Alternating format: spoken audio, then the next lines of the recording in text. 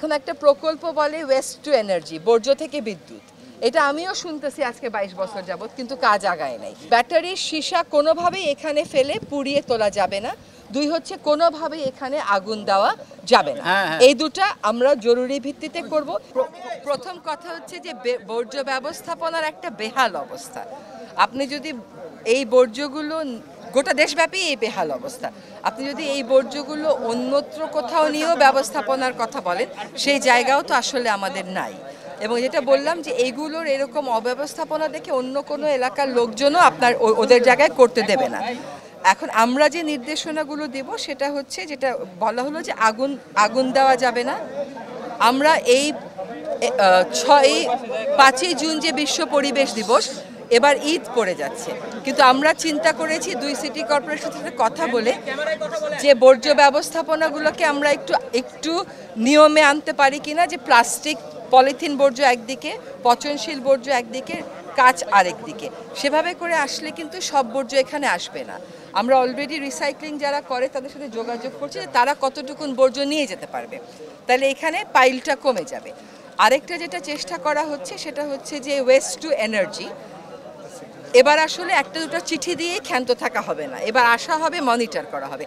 কিন্তু মনিটর করলেই যে পরিবেশ খুবই সুন্দর হয়ে যাবে সেটা হবে না, কিন্তু এতটা অনিয়ন্ত্রিত আর থাকবে না। হ্যাঁ, কিন্তু সেজন্য আমাদেরকে আলটিমেট সলিউশনের কথা ভাবতে হচ্ছে। আর আলটিমেট সমাধান হচ্ছে ওয়েস্ট যাতে এরকমভাবে আমরা প্রডিউসই না করি।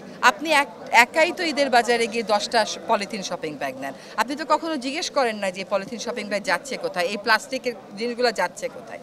সো এইটা রিসাইক্লিং যারা করে, দাবি করে, তাদের সাথে আমরা চেষ্টা করব যে বাসা বাড়ি থেকে সিগ্রেগেট করার কাজটা শুরু করতে। সেটা স্বল্প আকারে করলেও সেকেন্ডারি ট্রান্সফার স্টেশন যেগুলো আছে সেগুলোতে বর্জ্যগুলোকে সিগ্রেগেট করতে হবে, করে প্লাস্টিক জাতীয় জিনিসগুলো যারা রিসাইক্লিং করে, দাবি করে, তাদের নিয়ে যেতে হবে, কাচেরগুলোও নিয়ে যেতে হবে।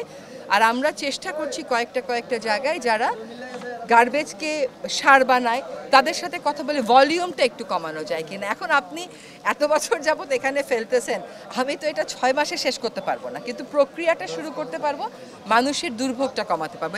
এবার ওনাদের পরিকল্পনাগুলো শুনে। বর্জ্য ব্যবস্থাপনা একটা ভয়ঙ্কর আকার ধারণ করেছে।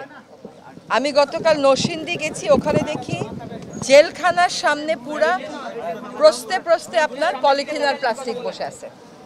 এখন এইখানের সমস্যা আর আমিনবাজারের সমস্যা একই রকম। আজকে আমাদের সাথে আমাদের উত্তরের প্রশাসক মহোদয় আছেন, আর দক্ষিণের যিনি বর্জ্য ব্যবস্থাপনার দায়িত্বে আছেন উনিও আছেন।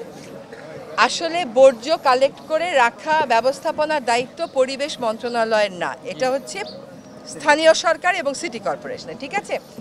কিন্তু এটা যেহেতু পরিবেশ দূষণ করছে সেজন্য এটা আমার দায়িত্ব। এখন ওনার নিজের মুখেই বলবেন যে ওনারা কী ব্যবস্থা নেবেন। আপনারা আমাকে ইমেইলে জানিয়েছেন যে ব্যাটারি পোড়ানো হয়, আমি লোক পাঠিয়েছি পরিবেশ থেকে, পাঠিয়েছি না? ব্যাটারির ওটা আপনাদেরকে সাথে নিয়ে বন্ধ হয়েছে। আবার যখন যদি পোড়াবার ধৃষ্টতা দেখায় আবার জানাবেন। আপনাদের তো ওর নাম্বার আছেই, যে ম্যাজিস্ট্রেট এসেছিল তাকে ফোন করবেন, আবার এসে বন্ধ করা হবে। এবং যারা করে সে সমস্ত কারখানার আমরা দরকার হলে মালিকদেরকে ধরবো। দুইটা আপনি বলেছেন যে 2টা স্টিল মিলের কথা, আমি 2টা স্টিল মিলের নাম নিয়েছি। আমি গিয়ে দেখবো ওদের পরিবেশগত ছাড়পত্র আছে কিনা। যদি ওরা ছাড়পত্র মেনে চলে তো চলবে, যদি ছাড়পত্রের একটা নিয়মও ওরা ব্যত্যয় ঘটায় আমরা সেটা আইনি ব্যবস্থা নেব। এখানে একটা কথা বলি, আমাদের যিনি রুবিনা আছেন উনি আমাকে বলেছেন যে অলরেডি ওদেরকে বন্ধের নোটিশ রেডি করা হয়েছে, কালকে অফিস খুললেই ছেড়ে দেওয়া হবে। এখন এইখান থেকে আপনাদের চূড়ান্ত দাবিটা হচ্ছে যে এইখান থেকে এটা সরিয়ে নিতে হবে। আসলে মানুষেরকে অত্যাচার করার যে কত কায়দা আছে এটা এইখানে না আসলে আপনি বুঝবেন না, আমিনবাজারে না গেলে আপনি বুঝবেন না। হ্যাঁ, কিন্তু এইটা চলতে পারে না। কিন্তু এটা যদি আপনি আমাকে 5 দিনে বলেন আমি পারবো না সমাধান করতে। আমরা যেটা করতে পারবো সেটা হচ্ছে আপনি আসলে সামনে আপনি বলেন যে আগুনটা নিভাতে আপনি কি করতেছেন এবং কয়দিনের মধ্যে আগুন নিভাবে। এখানে যদি কোনো ব্যাটারি থাকে, আপনাদের কিন্তু সেকেন্ডারি ট্রান্সফার স্টেশন থাকে, তো ব্যাটারিগুলো সেকেন্ডারি ট্রান্সফার স্টেশন থেকে আলাদা করে প্রপারলি ব্যাটারি রিসাইকেল করে এমন জায়গায় পাঠিয়ে দিবেন, ব্যাটারিগুলো এখানে আসতেই পারবে না, ওই ব্যবস্থাটা নিতে হবে। হ্যাঁ, আর একটা হচ্ছে যে আমার মন্ত্রণালয়ের লোকবল কম, তাদেরও কম, কিন্তু সবাই এক হলে তার কম থাকে না। তাদের ম্যাজিস্ট্রেট, আমার ম্যাজিস্ট্রেট, রাজুকের ম্যাজিস্ট্রেট, দক্ষিণের ম্যাজিস্ট্রেট মিলে কাজ করলেই তার লোকবল কম থাকে না। হ্যাঁ, এইখানে আপনাদের এখান থেকে সরিয়ে নেওয়ার দাবিটা আপনারা নিজেরাই বলেছেন যে এটা সময় লাগবে, কিন্তু আসলে আপনার এখানে যে অবস্থা হয়েছে আমি সরাই আর কোথায় নেব, সেখানকার মানুষ তো বলবে আমার এখানে এসেন না।